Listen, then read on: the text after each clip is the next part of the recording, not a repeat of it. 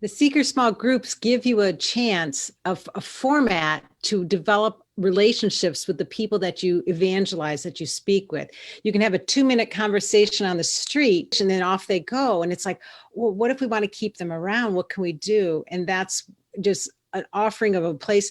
Come on Wednesdays, we're going to have sandwiches, just come by and we're just going to sit and chat. And then we give the team leader a curriculum if they want to use it. But it's mostly just to kind of build that community. Yeah. Yeah. Thank you, Beth, for always stressing that with me, because I know that you knew that I was kind of struggling with, should we stick to a plan? And once you gave me permission to build the relationships and just let it flow organically, naturally, I think they were more effective. Welcome to Stories from the Street. I'm Brian. Thanks for joining us today. In this podcast, we interview Martha Beasley. Martha is a team leader in Las Cruces, New Mexico. She first heard about St. Paul Street Evangelization when she read Catholic Street Evangelization by Steve Dawson in 2015 and was instantly drawn to the idea of doing street evangelization. She started her own team last summer and brought a Catholic presence to the locals farmers market there in Las Cruces. Her team invites those they meet to join them for seeker small group sessions to learn the basics of the Catholic faith. In this podcast, my colleagues Beth and Bob speak with Martha about her journey to becoming a team leader and dive into the details about how she built a strong team and her experience running seeker small groups for those they meet on the street. Give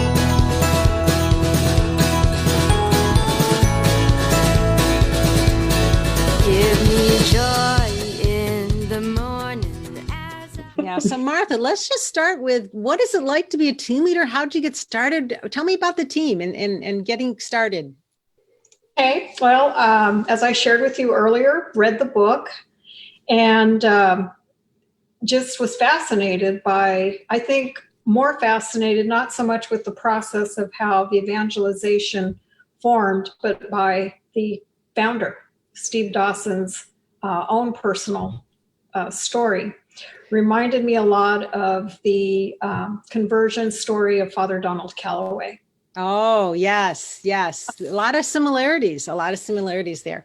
And so, I'm just always fascinated by how God works in situations that you think there's no hope there. But he does, and he can make all things good in you again. And so I think I was very drawn to his own personal testimony, and then just took it from there. I was intrigued by the fact that they handed out rosaries and miraculous medals, and thought that would have been the last thing I would have chosen to offer somebody to talk to them, start a conversation about the faith. So that's how it started. I read that book probably 4 years ago. And when I started working for the cathedral 3 years ago, evangelization was a priority for my pastor, and putting in place a very effective evangelization ministry there. Now, had you had any experience in evangelization before this, or? Yes, we started a 40 Days for Life team here in Las Cruces when an abortion clinic opened up in 2014. And so I also was part of a sidewalk advocate ministry outside of the abortion mill. And so, you have to talk to people to try to stop them from going into the abortion clinic. And because of where the abortion clinic was situated, you didn't really know who was going in for an abortion or was going into the other business that was alongside of it. And so we just made it a habit. We didn't prejudge who was going in for an abortion and who wasn't. We just stopped everybody. And so I did have some experience in talking to people about, the faith and saving babies and how could we help the mother, what was she up against that we could help her get through. Yeah, so I had some experience. Yeah. It was kind of a natural bridge from that, from the 40 days and such to street evangelization. Right. Yeah. Well, that's great. Now, tell me a little bit about how big is your team, and you're at a farmer's market, right? We go to we get a free space at the local farmers market once a month. And so we chose the last Saturday of the month. They don't allow nonprofits to rent a space every week, but they do allow nonprofits and community groups to have a space once a month. So we took it. And so we go, our team is about 18 that we rotate out in 2 shifts. We have to be there when everybody sets up at 7:30. We can't leave before the market's done at 1:30.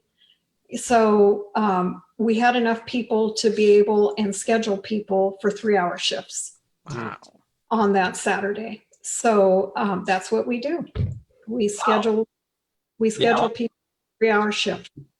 18, that's a lot. I know we have some team leaders that are finding it's not so easy to get people on their team. So how did you go about recruiting that many people? How'd you get so many people?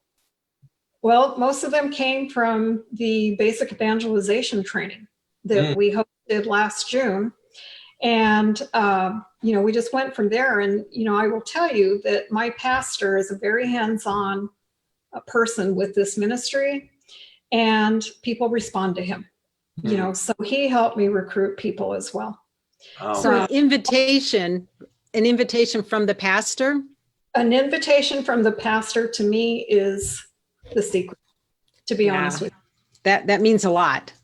It does. And my husband, he uses Father Bill as well with the Knights of Columbus. He said, if I make a call, sometimes it's good, but when Father Bill makes a call, it's always good. I think part of that is because when the priest asks you, it gives you permission to do it. And it also, I think, gives you the confidence that the pastor thinks I can. Right. So if you have your own doubts, I can't do that. But the pastor says, he's very, very well respected. And so I'm just very grateful for his support for this ministry for us here at the cathedral. Yeah, that is a blessing. Now, I know you started using our seeker small groups Yes. to bring, after you talk to somebody and they're interested in doing something, where do you go from there? And that's what we use our seeker small groups for, right?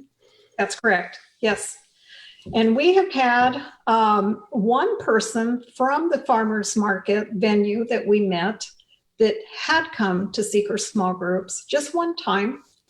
But in January or February, I can't remember, somebody tapped me on the shoulder when I was selling tickets for an enchilada dinner.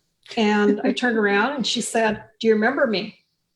And I said, "I do remember you. You came to seeker small group."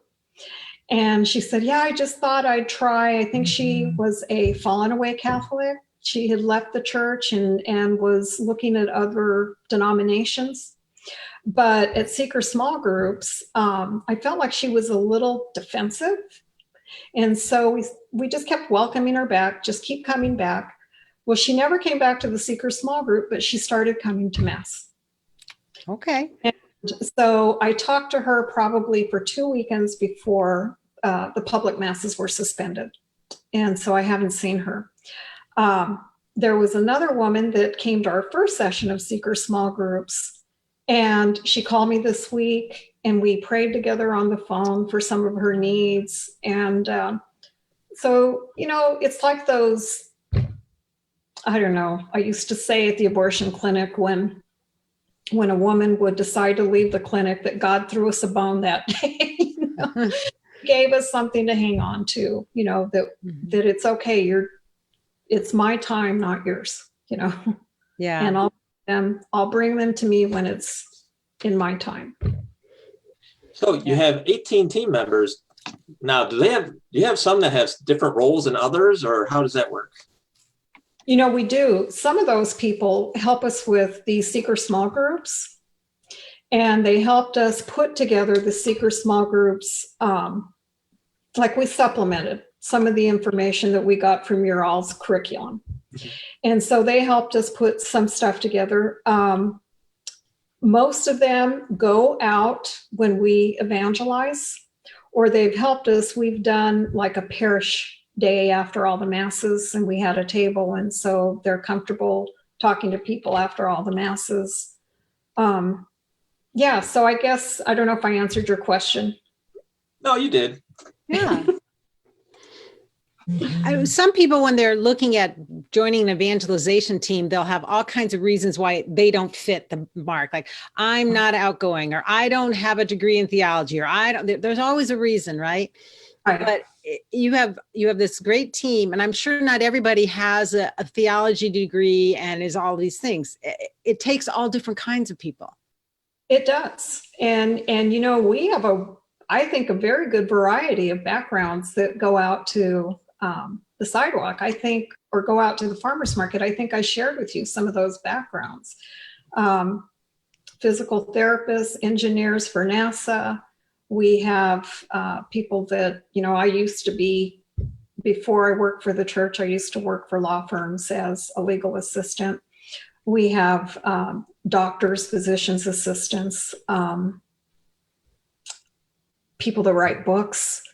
We have somebody that works in the healthcare industry as a nursing home administrator, and he's also going to be ordained as a deacon next month. So it's always nice to have a deacon on your team. It's nice to have people like that, right? Yeah, some people just want to pray. Some people want to be hospitable and bring, waters and stuff. Other people want to, get into proclaiming the gospel. So it takes all kinds. Sure, that's good. It does take all kinds, and I'm learning along with them, what it means to be an evangelist for St. Paul Street Evangelization. And it's good. It's good for me to not know everything because I like to be in control, and when you go out to the farmer's market, you just really don't. It's in God's hands. The Holy Spirit's in control. You have to just know that. I love that. That is so true. It is in God's hands, and Right. You don't know who God's going to lead you to, or lead to you at the market. So it's good to have, you get the engineering guy to talk to someone that at that level, and you have, it's a beautiful thing to have so many different different backgrounds and different levels. Yeah. So during the pandemic, what'd you guys do? I mean, you're still doing, I should say.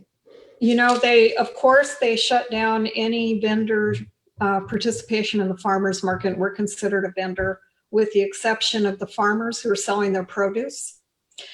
And so I was like, wow, now what are we going to do? Because even at the church, we can't have any gatherings whatsoever. All that was shut down. So even the seeker small groups, we haven't been able to do anything since March. So I was very interested in the calling for prayers. And so I participated in that webinar. And I knew that I wanted to reach out to people at the cathedral to see what they might need, but it seemed too big for me to just get a list of everybody's phone numbers and just start making calls, but I was ready to do that. But after the Calling for Prayers webinar, I said, this is what we can do. This is what our evangelization ministry can do. So I shared the information with Father Bill. He immediately responded affirmatively, said, yes, I love this. Let's do it. So he and I put together a list of everybody that we would need to help us make 800 phone calls. So it wasn't going to be overwhelming for any one or two people. And of course, all the evangelists were on that list, and the majority of the evangelists helped make the phone calls to the parishioners. We've made about 500 phone calls and prayed with about 500 parishioners. Wow. About 300 calls that are still outstanding that are being made. And it's been great. People have been very appreciative of Father Bill's reaching out to them to make sure they're okay. This is not just something, it comes from his heart that he wanted this to happen that way. That's great. Yeah. I'm glad that the webinar helped. And we had so many people come and watch that webinar. it's coming up again in another couple of weeks. I'm not sure the exact date. I'll figure that out before we get done here. But that's a lot of calls. Now, Father Bill, as your pastor, he has a love for the Rosary, and there's another campaign you guys are doing. Can you tell us about that? Pray the Rosary Yard campaign. I got to thinking, okay, with all these social distancing directives, what can we do? What can we do to still evangelize without reaching out to people? I mean, we just couldn't do that, or easily we couldn't do that. And so I had thought about, I'd been researching what had happened in other periods of history when pandemics hit, or I read the book, A Song for Nagasaki. And I had read that these Jesuit missionaries, in praying the Rosary, were protected from any of the fallout from the bomb. So this is, for people that don't know the story, during when the bombs were dropped in Japan, a group of Jesuits were praying the Rosary, and they weren't affected by the bomb. Everybody else was, but not them. Yeah, I thought that was fascinating. That's amazing. And so I thought, why? At least I didn't see anything. I know that there were like campaigns to pray to different saints, and of course to our Lord and to Our Lady to end the pandemic. But I thought, what about people that aren't Catholic? Maybe they don't know that there are these things online they can access. I'm sure they're feeling maybe a need for something spiritual now. Yeah. And I thought, well, it's a little simple, but maybe a yard sign with saying pray the Rosary might be something that we can promote. And so my friend, I told her, I really think we should put something on there that might appeal to our brothers and sisters who are not Catholic, about the Rosary being very gospel-centered. And so I loved that quote that St. Paul Street Evangelization put in the Rosary pamphlet from John Paul, about how it's on the bullet. Let's show the picture of the Rosary board again, Dan, if you have it. There we go. Thank you. So So that came from your brochure. Together with Mary, the first Christian, we shall contemplate the beauty on the face of Christ. And I love her promises, if you pray the Rosary. And I picked one of those. I promise my special protection and the greatest graces to all those who shall recite the Rosary. And I thought, who could object with that? And that's what I felt that the Holy Spirit wanted us to put on that sign. And we have had people stop in front of our yard and take pictures of the yard sign. I saw somebody drive into my driveway the other day and just stop, and they were looking at the yard sign. I got a text message from somebody I don't know that had taken a picture of the sign in front of somebody's yard and said, just thought you might want to see this. A priest that is in our diocese about 50 miles north of Las Cruces works in a very rural farming community. He saw the sign when he came to pick up his oils from the Chrism Mass, and said, I want to take that to Hatch. I want to do what you're doing. And so he and I talked. I said, Father, the next time I print some signs up, I'm going to do one side in Spanish, but I didn't think about it. Oh. So, my office manager at the cathedral went ahead and made that translation for him and sent him the signs online with one side translated in Spanish for him. So you have this sign on different people are putting them right in their yard.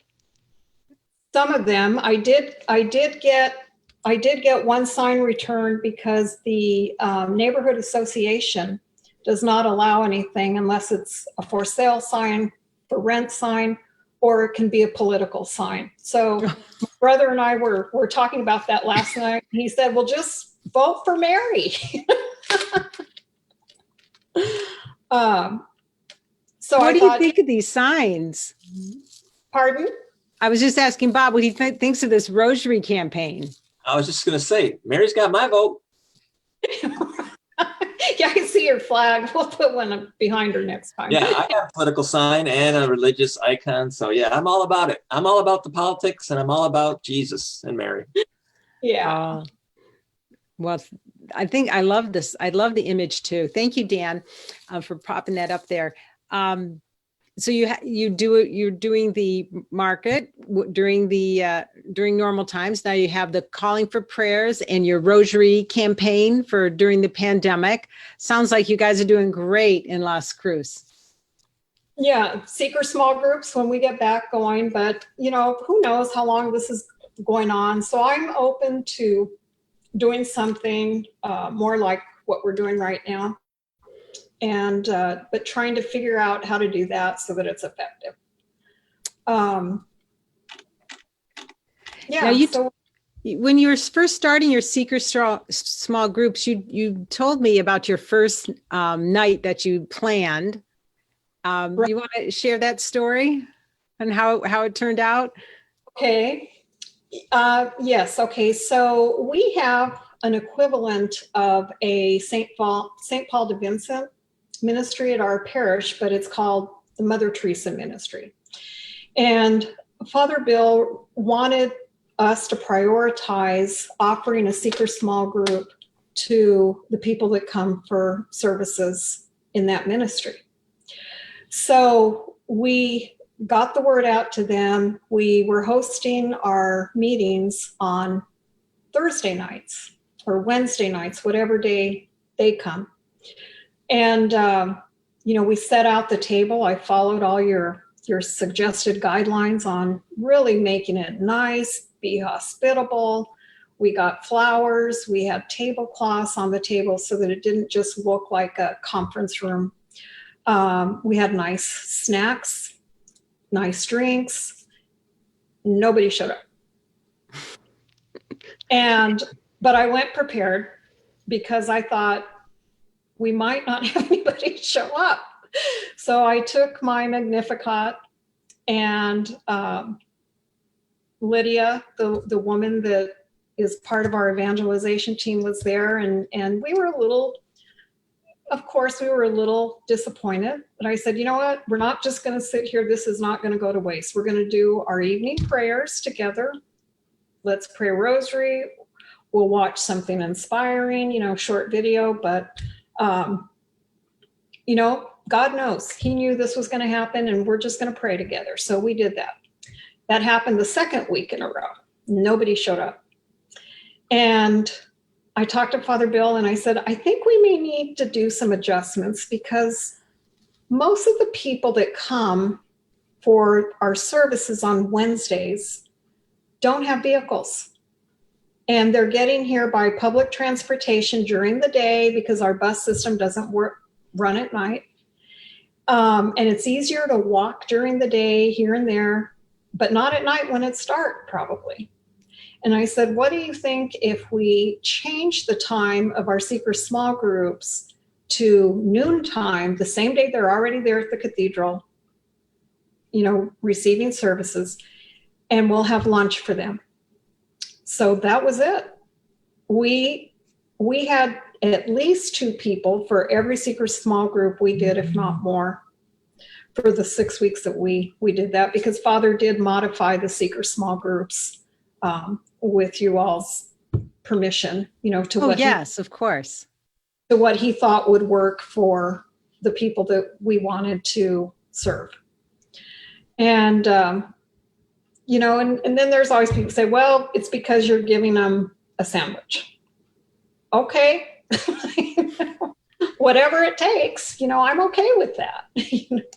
No. And offering lunch was a way to kind of make everybody comfortable. We would eat, we would talk, ask them about their families, what drew them to come back for lunch. They were quite beautiful, but it was a growing experience for me because you just don't know what people are going to share. And we had some very, very beautiful experiences with people that came from the most diverse backgrounds I've ever heard. One man from New York who wasn't even Catholic, but was schooled by nuns, 1st through 8th grade. And a woman who had been sent to like a girls' reformatory in a convent outside of Las Cruces. And so they just were able to share their experiences, which were very positive for both of them, about the sisters that worked with them in their younger years. So yeah, it was just beautiful. Good experiences. The seeker small groups give you a chance of a format to develop relationships with the people that you evangelize, that you speak with. You can have a 2-minute conversation on the street. And, Bob knows this too. You have this conversation, then off they go. And it's like, well, what if we want to keep them around? What can we do? And that's just an offering of a place. Come on Wednesdays. We're going to have sandwiches. Just come by. We're just going to sit and chat. And then we give the team leader a curriculum if they want to use it. But it's mostly just to kind of build that community. Yeah. Yeah. And thank you, Beth, for always stressing that with me, because I know that you knew that I was kind of struggling with, should we stick to a plan? And once you gave me permission to build the relationships and just let it flow organically, naturally, I think they were more effective. Yeah. And just, you could tell that the people just felt comfortable with that. Yeah, because if you want to continue a relationship, you don't want to say, this is great, come back in September when we start our CIA. Right. Yeah. Yeah. It's terrible if you evangelize somebody in October. That's great. I'll see you in 11 months. No, that's great. It just fits into our model. Listen, befriend, proclaim, invite. You take the time to get to know people, listen to them, let them talk, let them tell their story. And then at the end, hey, come on to our church. And it's so great to have a pastor there who's so on board and so, willing to stick his neck out there and just be so welcoming. Yeah. No, hospitality means everything to me. And, I was watching another webinar with Father Mike Schmitz from Ascension Presents, because we use his baptism program at the cathedral. And, he was talking about how there's talented people, gifted people in every parish. But when you're working with like a baptism prep program, or even St. Paul Street Evangelization, seeker small groups, it's good and important to invite people that have room in their life for relationships. It's not just coming for 6 weeks to seeker small groups and then disappearing until the next seeker small group session. It takes developing relationships with the people that are coming. That's a great point. It's a great point. You can't just be, we always stress you can change a life with a 2-minute conversation, but it's so much better if you can take the time and walk with them. Yeah, so that's right. all. Sounds like your team is very well rounded to be able to play the different roles that are necessary. Yeah, they're great people for sure.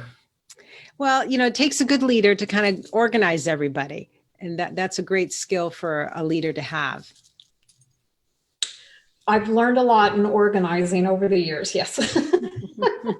Yeah. So don't think you have to have all these skills accrued before you get started. Doing it is the best teacher. That's what I found as an evangelist. I'm like, I just felt compelled to get out there, and I thought I was going to be an apologist, but that's not how we do it. So if you think, oh man, I'm not a good evangelist, or I'm not a good team leader, the best way to learn is to do it. That's what I found. And I'm sure you found the same thing. Just have to get out there, and it might be a little uncomfortable, but it's like you said, practice. What is that? The mother of skill is repetition, and you just keep doing it and keep talking to people. Yeah. Well, have you ever been confirmed by the Lord in the conversations that you had? That's like, yes, you're in the right place. As far as evangelization goes? Yeah, as you have a conversation, it's like, oh my gosh, I'm supposed to be here for this.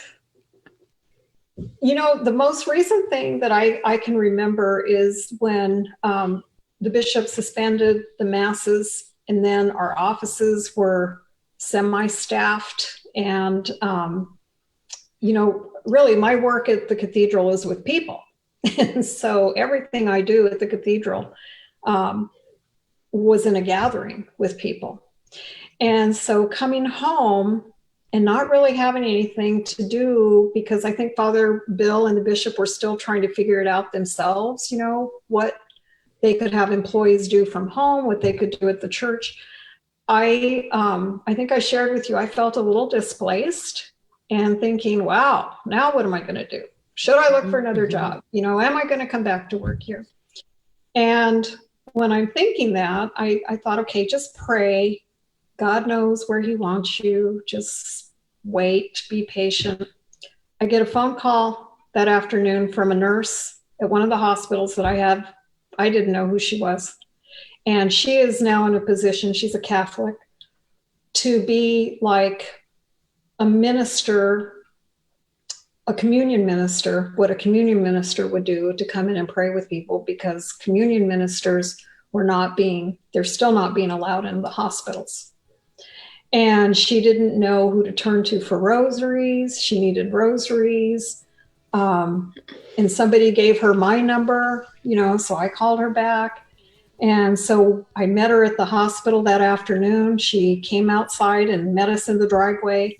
And I said, I've got rosaries, I've got miraculous medals, I have how to pray the rosary. I don't know exactly what. She goes, I'll take it all. Just give it. And to me, that was like a thumbs up, that God was saying, I'm going to use you, but it might be in a different way. That's beautiful. There's a theme that I've heard you say throughout this little talk is about God's timing, trusting in God, knowing that God's in charge. And a second theme I'm hearing from you that's coming from your heart is just this zeal for souls, to spread the gospel, to reach out to those, to build relationships. Those two work in conjunction. And I think that's one of the reasons you're so successful. Well, I just thank Jesus I'm just grateful. Even this time at home has been, my husband and I were sharing, wow, the time has gone by really fast. We don't even know what we did last week. We've been working, one of our jobs, I have to let you know, one of our jobs on Saturday afternoons is setting up the tents that we were using at the farmers market for the bishop and Father Bill to hear confessions outside so they don't get overheated.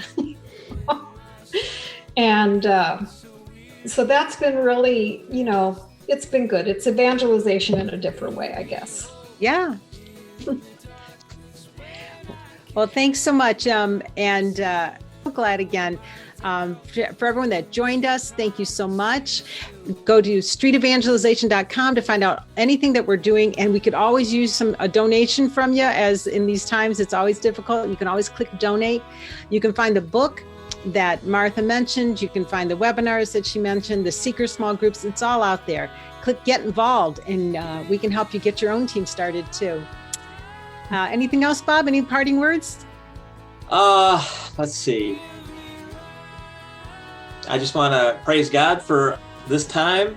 It's a tragic time, but at the same time, it's a great opportunity for me to grow closer to the Lord. I can pray more, and I just want to thank God for the good thing that came out of this. And I hope he brings about many conversions. Yes. All right. God bless everybody. Bye-bye.